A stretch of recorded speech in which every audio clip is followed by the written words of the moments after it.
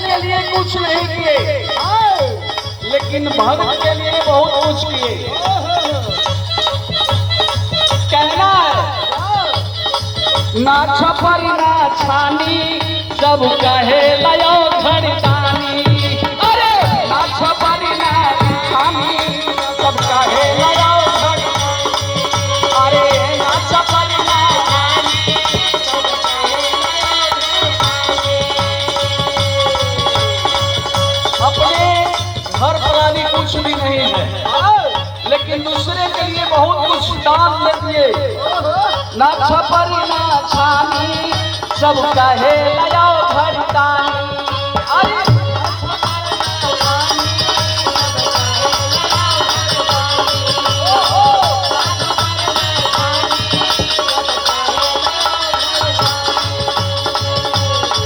ना धोती ना कुर्ता सर पे गंगा महारानी।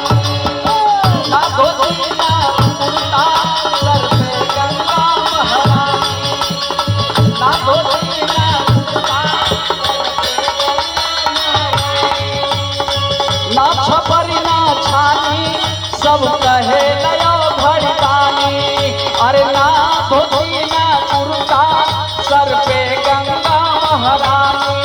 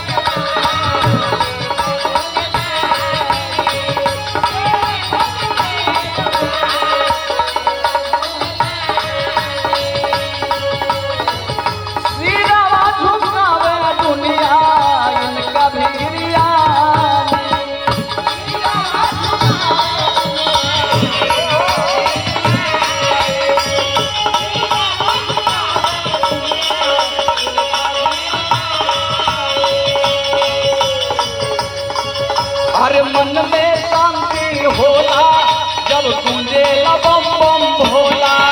अरे मन में शांति होला जब गूंजे बम बम। अरे मन में शांति होला। पियला की गाजा खोल दे पतिया की डमडम अरू बजावे ले हमारी जोगिया डमडम डमरू बजावे ले।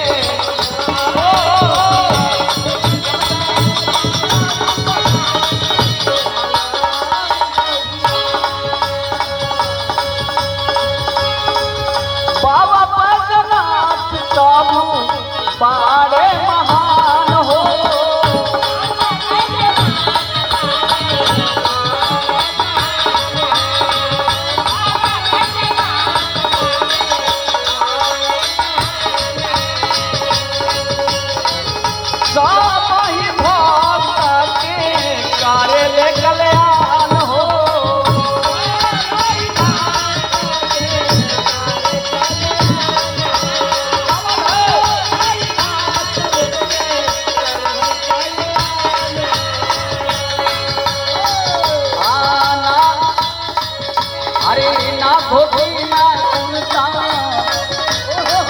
आज ना छपर ना छानी सब